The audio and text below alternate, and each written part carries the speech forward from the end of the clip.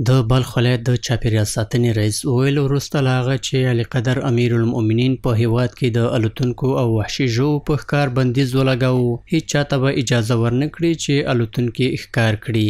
نوموړي زیاته کړه چې د یاد فرمان د پلي کېدو په موخه 15 غوښه خوړونکي مرغان آزاد کړل. 5 بال پرنده که امروز در اینجا رها کردیم عموما نامشان لاشخور هست. از طریق شیخ صاحب امیرالمؤمنین حفظه الله شکار اینها ممنوع قرار داده شده و همچنین در تاریخ 98 اینا از جمله پرنده هایی که است که باید حفاظت شود، کسی شکار نکنه. در او جمع اعلان شدگی است، اینا پرنده های محفوظ شدگی است، باید هیچ فرد ایرا نگیرن و شکار نکنن.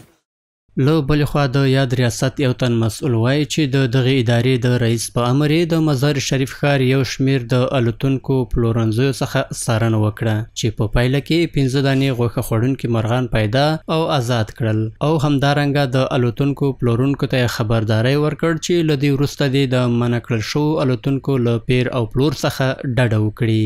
جهت تطبیق قانون محیط زیست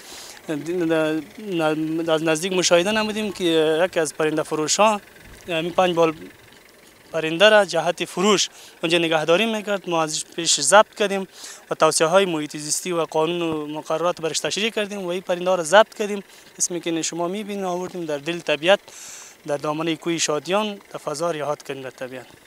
د بلخ ولایت د چاپیریال ساتنې ریاست د شمیرو له مخې 108 ډوله الوتونکي او وحشي ژوي چې د له منځه تلو له ګواښ سره مخ دي په پرېکنده توګه ښکار بند شوی دی.